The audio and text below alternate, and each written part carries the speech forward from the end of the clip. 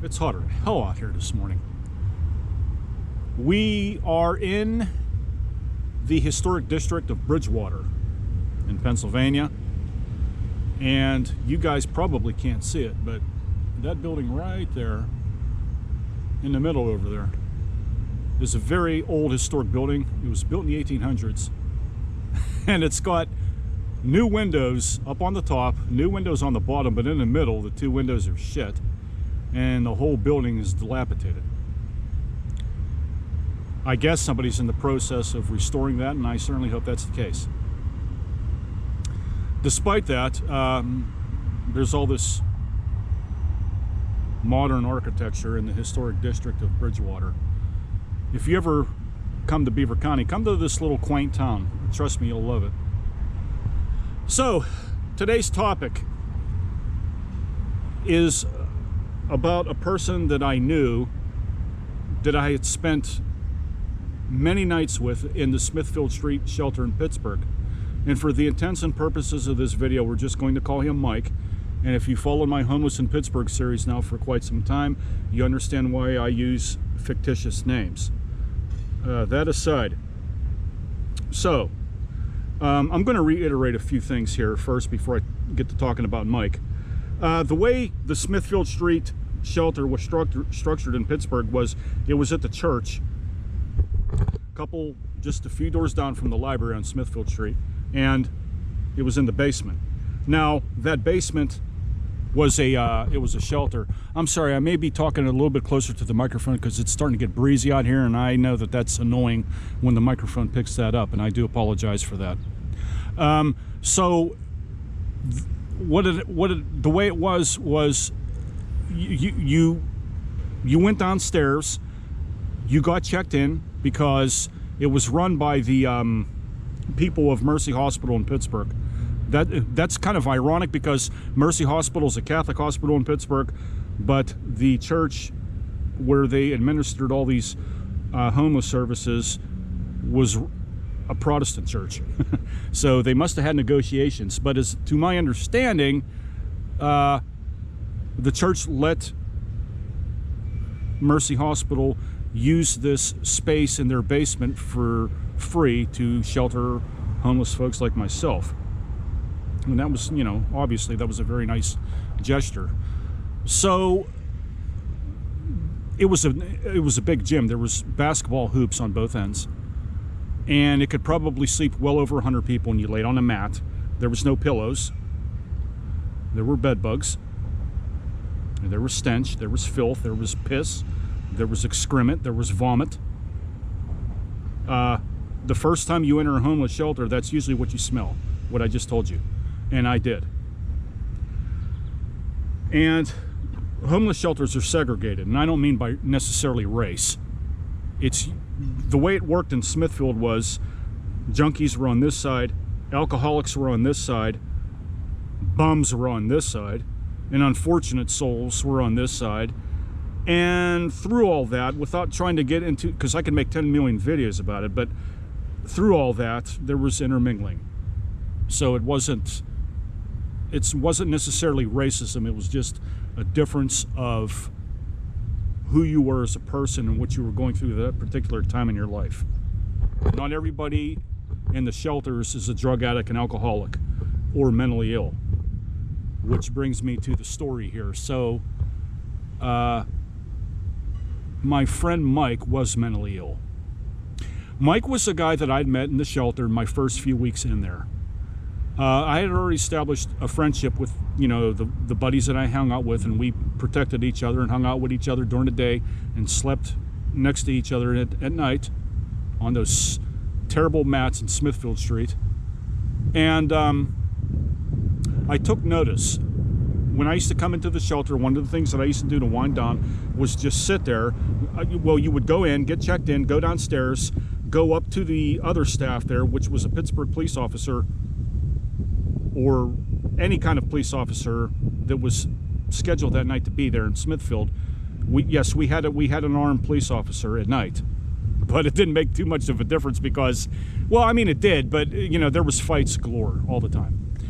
And I'll get to that in a moment with Mike because, anyways. So I would go get my blanket, go back to my mat, and I would wind down, and I would just take notice of people. And there were so many people in there, guys. There were so many people in there that needed help so bad.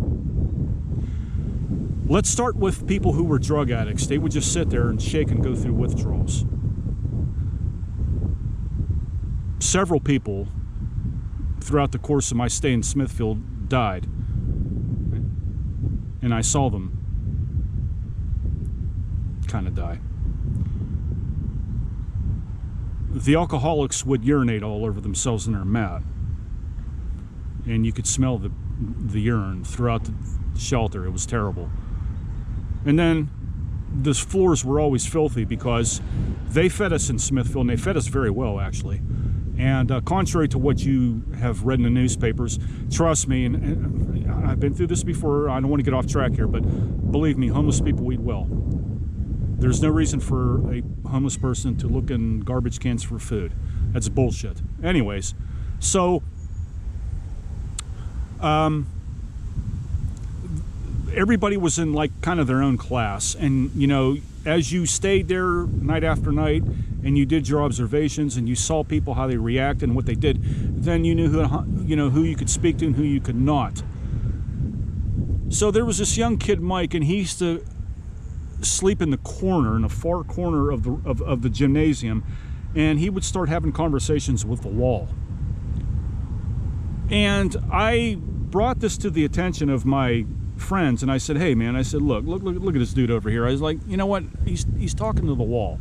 Now that wasn't the worst part. What would happen from time to time, not always, but occasionally, he would walk around. Okay, he would get up from his mat and go walking around yelling at the top of his lungs that the Antichrist was coming, Smithfield Street was going to get bombed by Satan. And I mean, so I put two and two together. I'm like, okay, this guy's obviously, he's mentally ill, probably schizophrenia. That was my first guess. Could have been psychosis, I don't know. And I started to take notice of him. And one day, to make a long story short, to try to move this video forward, I approached him one evening, and I went up to him and I introduced myself, and I said, hey, I said, you know, because I was very concerned, and I had the approval of my group that I hung around with. I'm like, you know, we got to help this guy, because I knew what was going to happen to him if we didn't intervene. So that was my intention. I staged an intervention, and I went over to him and I introduced myself, and he had, what was really strange, guys, is he had this dark complexion about him. He had dark eyes. And